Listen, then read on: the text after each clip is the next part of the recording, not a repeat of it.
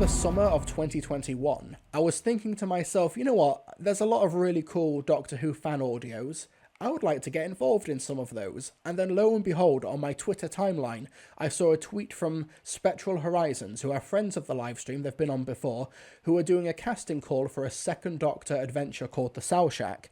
I auditioned, and I actually got a role. I got the role of Zer, who is this commander, this general on this world of Aetherius, which has been besieged by this evil witch. These characters are telepathic and they've got elemental type powers.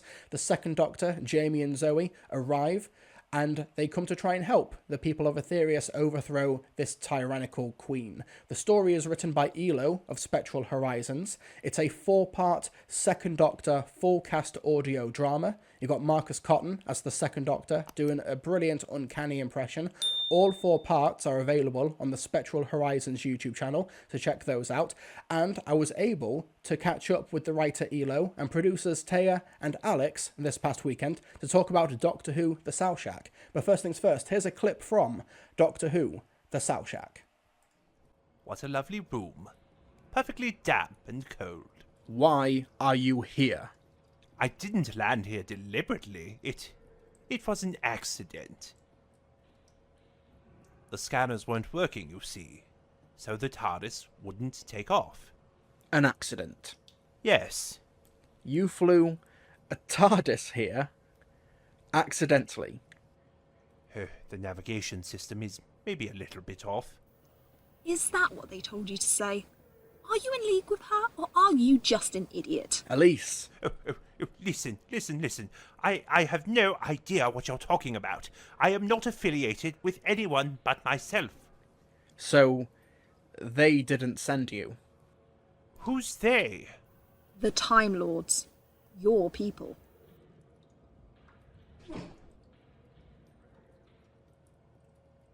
No, they don't even know I'm here.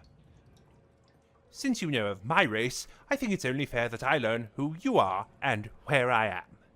You're on Aetherius. Ah, yes. It's all starting to make sense now. I sensed your telepathic minds when we landed. The last I heard of your planet, you were busy invading other planets. We weren't invading other planets. The Sow Shack was just doing their job of protecting the universe. That is not their duty. Either way, our people did what we did as protectors. We aren't doing it anymore. The Time Lords made sure of that. Besides, how do we know we can trust you? The Time Lords didn't send me. I can assure you of that. That was a clip from Doctor Who The Sow Shack, a non-profit fan audio drama from Spectral Horizons, and I'm delighted to say that I'm joined by some of the creative team from Doctor Who The Sow Shack from Spectral Horizons. I'm joined by producers Taya and Alex, as well as the story's writer, Elo. How are you all doing? Hi, yeah, I'm good. How are you guys? I'm good. I'm okay. Yes. No, Really excited to be here. Yeah, thanks for having me on.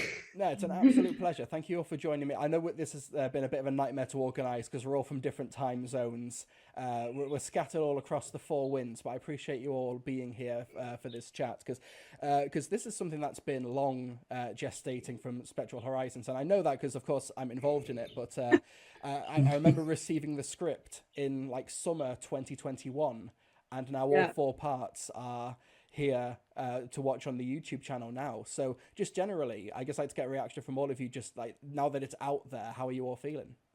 I'm feeling, I'm really happy that it's out there. It was quite a journey to get there, and that's me saying is I wasn't super involved in like the nitty-gritty editing and that kind of stuff. I was more like organizing the team in general and like putting the team together and that kind of stuff. But yeah, it was a really long time coming, I think. And the reason for that is the Sow Shack and the Tryon's Mind. We both kind of started recording those around the same time.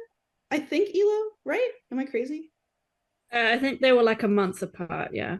Yeah, and we were like a brand new team, and we were like, we can totally edit and make these 2 giant audios in like 3 months. We're great. And then it didn't happen. So it didn't even start getting worked on until I have no idea. When did we start working on it in earnest, Alex? I would say probably start of the year, maybe when we were Yeah. starting to look into starting. Because I know for me this was sort of a double whammy, really, because I think I'd done, yeah, I did the Foley editing on Nevermore Butterfly, and I did some music for that as well. But I think because when we started doing the pre-production on, well, yeah, starting to get everything organized, I think I'd either just become a producer or hadn't quite yet. So that's probably late 22. I think we started looking at getting the ball rolling. Yeah. Because I know I started doing some musical demos at around late 22, got a new setup, started recording it in 23. So when it came to doing the Foley, that was, I think, the start of the year. Yeah. And took a couple of months, but we got there. Yeah. I do remember that we actually started it and then we stopped because we were like, oh crap, we have to do Solstice anthology. I do remember we did start it and then we were like, oh my god, we have like a month and a half before we have these 12 stories that we have to get out. We need to stop and focus on something else. I do remember that. Yeah. But it all worked out and it's out and we're Well, it just seems like you're never really stopping Spectral Horizons. There's just always something like in the pipeline or something just about to be released. There's no rest. No rest. Absolutely not. But Elo, I'd like to ask, as the writer of the Cell Shack, what I love to ask Doctor Who fan creators when they have stories with specific doctors. So why this story and why the second Doctor, who, just for the record here as well, is played brilliantly in this story by Marcus Cotton? I think for the second Doctor, I'll answer that first. For me, he is my favorite Doctor, and I guess it's very cliche for a fan to be like, I'm going to write for my favorite Doctor. But I think he's the kind of person who I see myself in the most and who I kind of relate to the most. I remember watching, I think it was Tomb of the Cybermen, and that was the very first time I ever saw Patrick Troughton as the Doctor, and it just instantly clicked, just like straight away. I've just been obsessed with him ever since. And I just thought that his kind of scientific mind suited, like scientific mind and scientific way of thinking suited very well to like this world. And I also thought that the whole like situation in the war games where he's fighting knowing that he's keeping this secret from Jamie and Zoe, but then also having to face it at the same time, which is something that Elise has to do as well. So it was kind of like mirroring this story. And the first thing that you asked about, where did like the world and the story come from? It's very long. I created it in my head as a 5-year-old, maybe younger, and I just built upon it throughout my entire life. And I got to a point where I was just like, I need to write about it, otherwise it's never gonna leave. It's just gonna constantly be like a pressure in my mind. And so the world and the story and the characters is like a lot more deep than it is that I have written for the Soul Shack, but it is, I guess the Soul Shack is very like surface level in terms of that. But yeah, it's just like this great story that I had from my childhood that I really, really liked, that kind of sort of went really well with the second Doctor, who also happens to be my favorite Doctor. So yeah. Well, early on in the story, Jamie and Zoe mention the land of fiction, so we are like in firm like season 6 territory as well. And I kind of got the sense with this because you've got a character who is the queen, the villainous queen, played by the brilliant Alia E. Torre. So it is almost like that whole fairy tale child story, except you're living it, and it's this conflict between these two sides. What I wanted to ask though, specifically about the story, because it's about maybe my interpretation of it is different from everybody else's, but it's ultimately a story about like identity.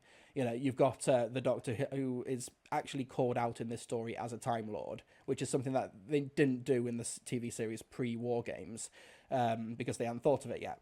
So it's interesting to look at it like retrospectively, that he's keeping this thing from his closest friends, which is something that is happening to the rest of the cast as well.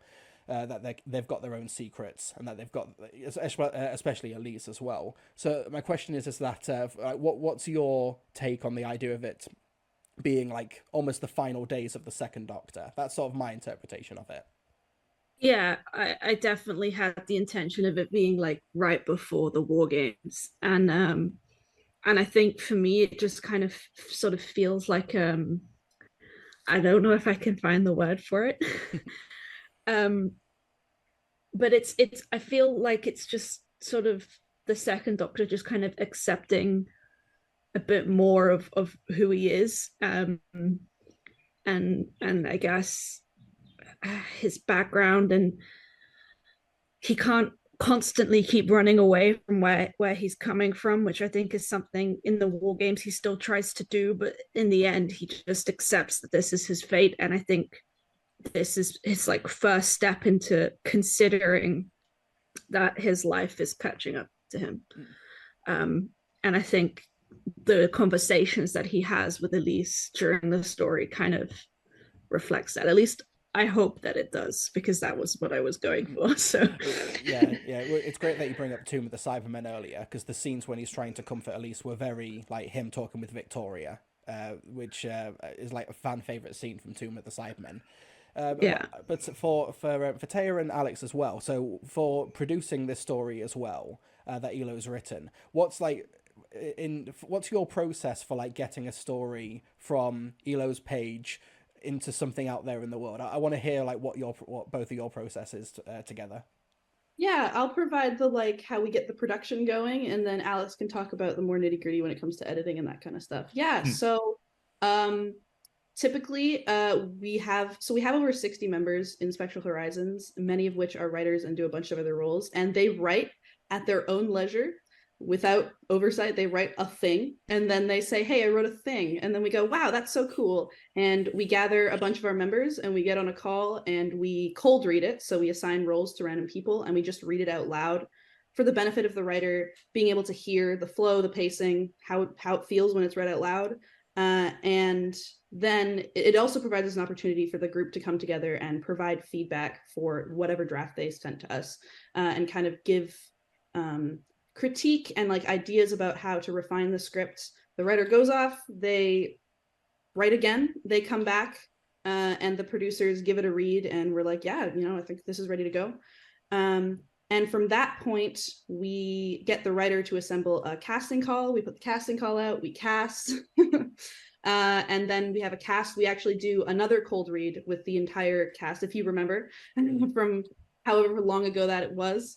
We get all of our actual cast together and we read it out loud, which is an opportunity for the writer and then whoever else is helping with the editing and that kind of stuff to kind of direct the actors a little bit in intentions. The actors go off and record, and then we pick an editor or maybe two editors if it's like a really long story, as we did here. 3 editors actually, as ended up being. And we do, yeah, and then I'll pass it over to Alex to talk a little bit about the editing process. So I would say, I think if memory serves, there's about 3 stages of editing, if I'm correct. There is the dialogue track, which is something basically stitch everything together. Then there's the Foley track, and then the music track. That's right, isn't it, Taya? Yeah. Yeah, so I wasn't involved in the Foley editing side. Oh, well, yeah, and the visual side, but we'll get to that later. So I was involved in the Foley side. That was others' responsibility. So when I came in, I was given all 4 parts of the dialogue and was like, right, we have the script, we have all the stage directions, everything that's required to basically create the soundscape, and then absolutely like going mad on all the free sound effect websites, just searching everything we can. And it's like each individual part You know, everything from the sonic screwdrivers, your TARDISes, to your footsteps, to grunts and snabs. And of course, this was a particularly fun story because we have characters with elemental powers. So normally with some of the stuff that I've been editing before, if it's stuff like Nevermore a Butterfly, you have character walks in, maybe, you know, throws something, walks out. This time it's like character walks in, floods a room, creates a lightning storm, you know, roasts somebody alive. And I'm actually gonna say this now. I was able to fit in a few celebrity cameos in the soundscape. So Gavin Free of Rooster Teeth and Steve-O from Jackass have tiny, tiny little things when you hear some people being horrifically murdered. So little things like that just make the editing all the more fun. So yeah, that whole process was by far the lengthiest. And the great thing as well is that you know, my fellow producers were great on hand, where it's just like, right, here's part one, just give me all the notes, you know, what's wrong with it? This sound effect doesn't work here. Could you find something that works here? So that was sorted. And that probably took, I would say at the rate I was going, it probably would mean about 1 or 2, maybe at most 2.5 weeks per part, so that everything is sorted. That's the difficult bit, you know, that's the one where like you need to make sure that everything sounds as good as it does, sounds authentic. So when a character, you know, walks in, does an action, it all sounds consistent. Then when that's all polished, and then for me, I wouldn't say the easy bit, but for me, the one that was far quicker to do was the music. And with the score, it was certainly interesting because when I did Nevermore a Butterfly, because that was set in the Sixth Doctor era, that's got a very obvious sound. So, you know, I was going off of like Dominic Glynn and, you know, some of the other 80s composers. But as you know, 60s Doctor Who music is very inconsistent. You know, you'll have very clunky sounds from Dudley Simpson, the Radiophonic, or you've got stuff like Tomb of the Cybermen, which has, you know, stock music. So early on, when I was brought in to do music, I had a conversation with Elo where it's like, what do you want this to sound like? You know, do you want the sort of more 60s sound, or do you want something a bit more cinematic? And the latter was the choice. And that was particularly fun because, first of all, it was a new setup that I was using, so I was learning the ropes in that. And while I was reading the script, I sort of picked up on the same things that, you know, you picked up on, Will, where it was just like, this is a sort of big fantasy story all about, you know, sort of self-identity and all this sort of self-discovery and all these secrets and whatnot. So when it came to doing the music, I sort of tried to lean in heavy on that. You know, I gave the Queen a big sort of fantasy sound. I gave Elise this sort of, you know, mystery vibe, and all sort of came together in something that was by far the biggest and longest thing that I've done in terms of music, but also the most fun because it was just complete freedom. Yeah, because you know, it takes some gusto to say, you know, let's do a full 4-part audio drama. Let's not just do a short or a compilation or something. It's the enthusiasm is completely apparent just from scene 1, which is, I think, is terrific. So if you could talk us through as well, like the casting process and coming together for that first table read as well, which we all did online. I remember it was a late night in September 2021 when we all came together for that as well, which is a really fun couple of hours. So when he did the casting call, and you've also got your Taya as well, who plays Zoe. You got Reese as Jamie, Marcus as the Doctor, who are a terrific trio for this season 6 TARDIS team. I want to hear more about that casting process. Yeah, so I mean, we put our casting calls out and we wait for everyone to bring in, and the casting call asks for you to do basically a self-tape, which is where we give you a line, maybe 2 lines from the script that the character says, and you record yourself reading those lines, you send it off to us, and basically after the deadline has passed, the writer and all the producers get together on a call, and we listen to every single one together. And we discuss it. We have like a massive Google sheet that has like the person's name and the contact info, and then like all of our notes. And then we color code it. We're like, oh, this is our first choice. This is our second choice. It takes, I don't know how long it took us, Elo. Do you remember? Like 3 hours, maybe longer, probably longer. Yeah. So we listen to every single one, and on the occasion that say I am Zoe and I am picking the casting, that isn't very beneficial. So we would leave something like that. Either they do it right at the beginning and I don't join the call until later, or they do it right at the end and I leave early. Basically just so that I don't know. We don't want the person who recorded to be making the choices, or B hear like, or the critiques, like, because it's when you're talking through like hundreds of auditions and that kind of stuff, sometimes it can be a little bump. Sometimes it's like, hey, this one just doesn't work right now. It's not really what we're looking for. Moving on to the next one, kind of thing. Yeah. Anything else to add that I missed, y'all? But then that you got a reputation as being chameleonic as like half the companions. That's not half. It's just Zoe and Bernice. I'm Perry. Oh yeah. Because it was during that first table read as well that I discovered that Aliri Tori was going to be playing the villain, and I'm a bit biased, I have to admit, because she was also the villain in my audio drama the year before, and Alex as well was also a Judoon in that story as well. Yes, that was the very first Doctor Who project that I was involved in as well. Yeah. Long before this, when Wow. I'll try to be jealous that I didn't get cast. Well, if you ever need to do the Ode to Judoon story from Spectral Horizons or something, then you've already got destroyed my throat. Listen, you have no idea. Alex does like all the monster voices, and we'll just be like doing our own thing, and then he'll be like, "Hey, I did this recording of this era of Cybermen," and then it's perfect, and it's like, "Oh, all right, wow." Well, that's why Winter Solstice, it's just like, who do you need for Carrionite's big monster, big snow demon? Typecast. Yeah, I wonder who.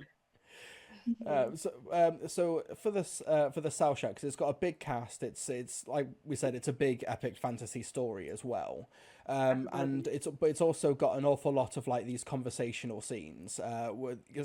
There's in particular the character of Aconite, who's got this great monologue towards the second half of the story as well. So what's sort of like the mission statement for the story, would you say? This question goes out to Elo or to anybody else, but so the mission statement for the Cell Shack.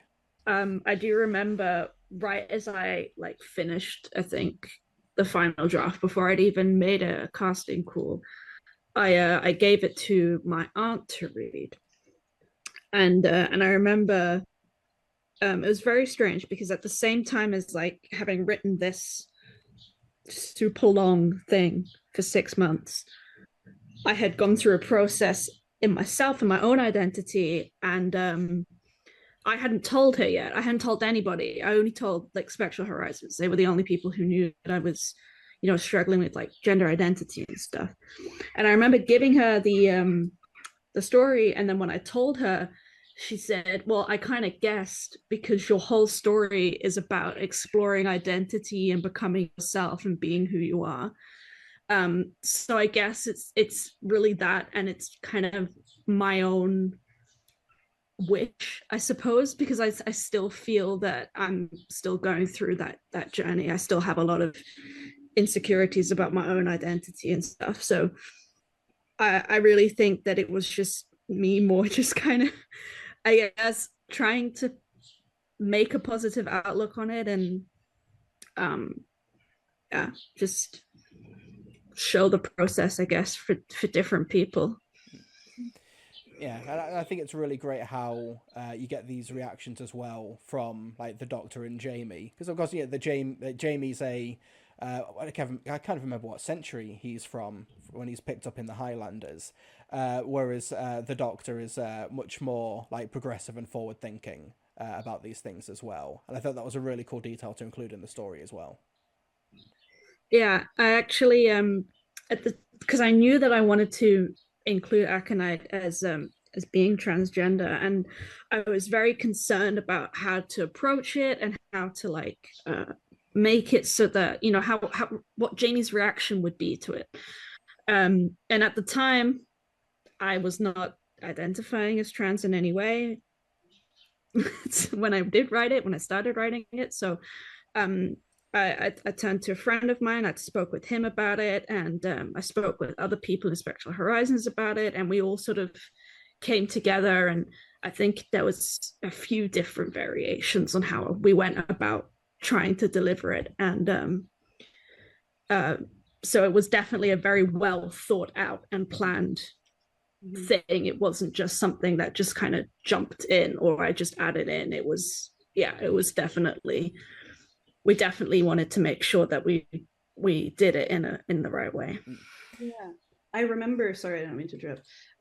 I remember kind of talking for at length about how to portray Jamie in particular, Jamie's kind of reaction and understanding of this. And it was kind of a fine line where it was like, we don't want Jamie to be a shitty person, and we don't want shitty things to be said. We don't want to say, you know, like that's just not something we want to include in a story, I don't think.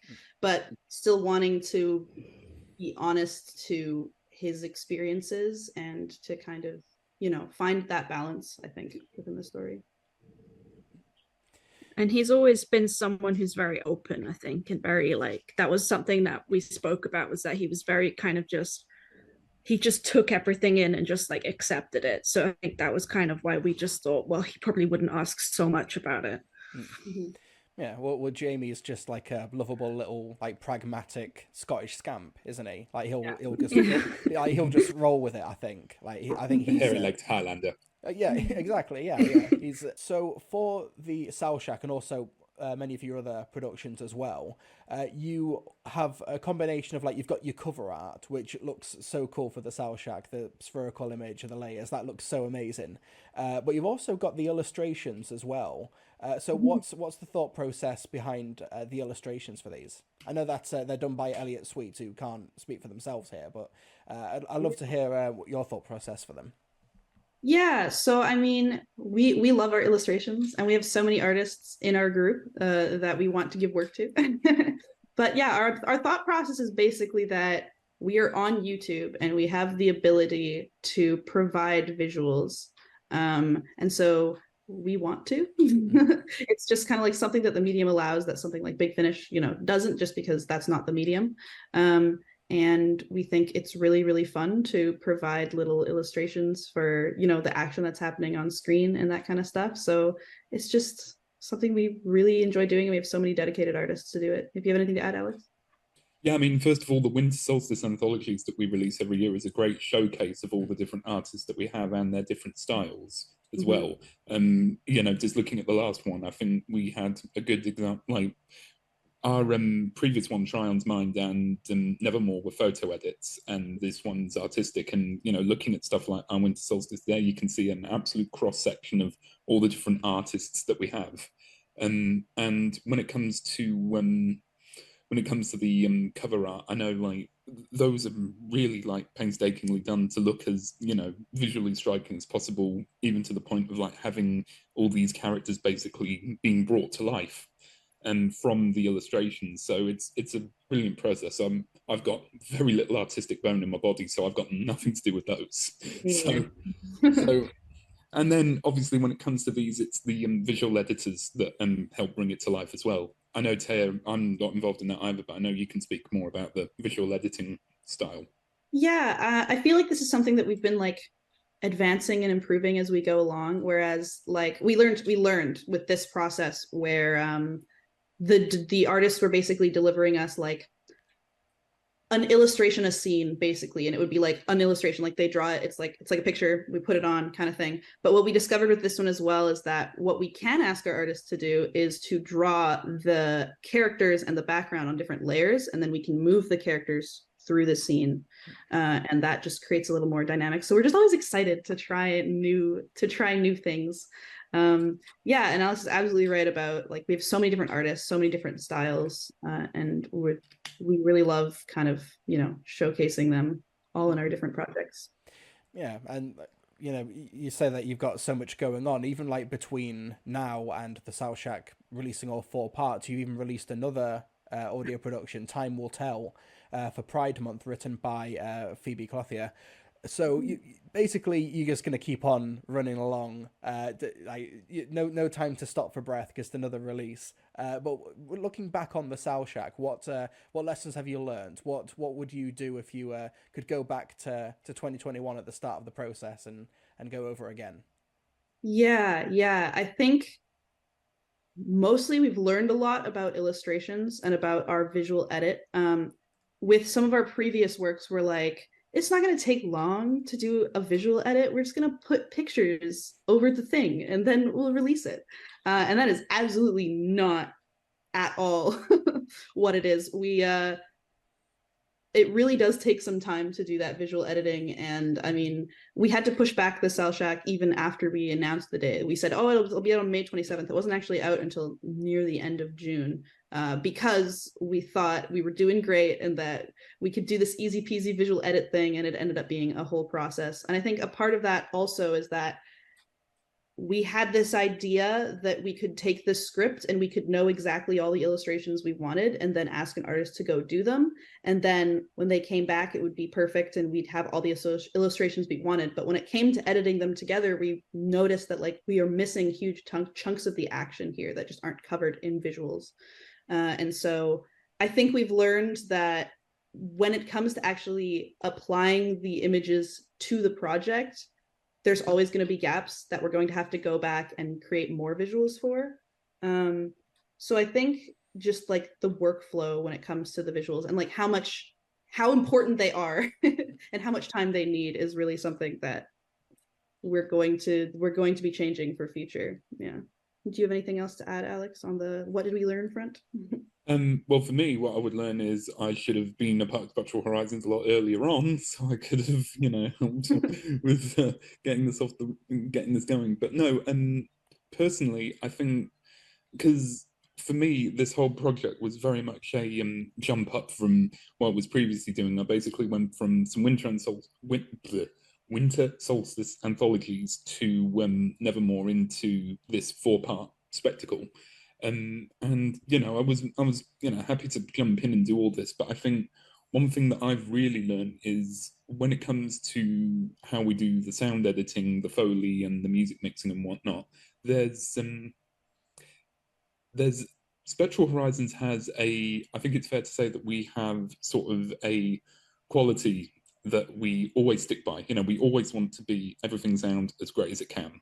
And for me, coming into it, obviously, I'd only done stuff for myself. So it was really interesting, really insightful to actually come in and sort of see another perspective on how to edit, how to do the sound and whatnot. Basically, like being a lot more thorough with things and being a lot more detailed, spending the time to like make sure that everything all sounds consistent and whatnot. And that was really invaluable to me. Like that's skills I'm taking further on into whatever we do next, whether I can say that or not. And, the whole process of that was, I'd say an invaluable lesson. For Spectral Horizons generally then, so because you said that there was like a group of like 70 of you working collectively on all these projects. So how open like is the submissions process? If people have got ideas or want to contribute, what's the best way that they can get in touch? We're very open with our like joining and like working in our group and that kind of stuff, because people, especially writers, when they come in, they just join us and then they write at their own pace, and if they produce something, if they come up with the script, that's fine. If they don't, like, we're also basically just a community as well. We're not always working. We also like screen TV shows and watch them together and hang out and send memes and all that kind of stuff. So basically what you have to do if you want to be in Spectral Horizons is tell us that you want to be in Spectral Horizons, give us a small sample of your work, and that's about it. It's pretty chill, honestly. This also extends to voice actors as well. Like for me, I only became a Spectral Horizons member when I was involved in a future production that we have, and I was sort of basically brought on as an actor, and then I'm just like, hey, I write as well. So, then it was brought in. But we have people on there who are basically just actors first and foremost, who aren't involved in, the scripting side. We also, again, we have the artists. We have people who are in, I think we got some people in that are just editors as well. Yeah. So basically, we put ourselves out there, and it's just been like, if you have something that, you think we would be looking for, by all means, let yourself be known, and we will happily, welcome you in. So, what's the best way to find yourselves and to get in touch? Whether it be the YouTube channel or Twitter or email. Let's do all of the plugs. Where can everyone find Spectral Horizons? Our email is, unfortunately, because we made the email before we had a name, it is whovianwriters2020@gmail.com. And we can't change it because that's what the YouTube's attached to. So we're just going to live with that for the rest of our lives. Our Twitter is @Spectral Horizon, and that's a great place to DM us. Our DMs are always open. Tell us that you're interested. And our YouTube is Spectral Horizons, and we read all the comments under our videos. So come find us. We're all around.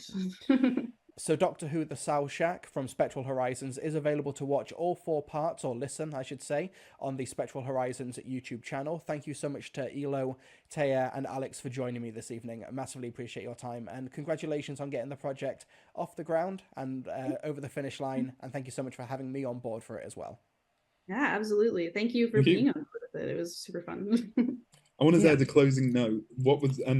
This is a closing note, and it was great for me doing all the editing because I had to do, listen to all the dialogue, and this was while you were releasing your first Doctor series as well, and I was watching that on the side. So it's like I'm editing there here, listening to all there, cannot escape it. And as Alex Rooney, composer, would say, this is a Will Carlisle jump scare. The jump scares for me when recording is always the cats, though. I'm sure you had lots of fun listening to my audio outtakes going, Winnie, go away. Stop. Oh, we love Winnie. We do love Winnie, but she does love to get in the way when recording. Lovely. If there isn't a compilation, there will be. I do look forward to it. Subscribe to Spectral Horizons for Winnie-related outtakes on the YouTube channel. All 3 of you, thank you so much for joining me. Thank you. Yeah. Thanks. Thank you so much to Taya, Alex, and Elo for talking to me this past weekend about Spectral Horizons' production of Doctor Who The Sow Shack, which you can listen to all 4 parts on the Spectral Horizons YouTube channel. Follow them on Twitter @Spectral Horizons as well for more Doctor Who audio goodness. They've already got a follow-up story, Time Will Tell, which is a 7th Doctor Ace short trip story for Pride Month, etc., etc. Thank you so much to those 3 for joining me and for their support of the live streams. They've been supportive of these live streams ever since I started doing them, Spectral Horizons, and thank you so much for having me on board Doctor Who The Sow Shack.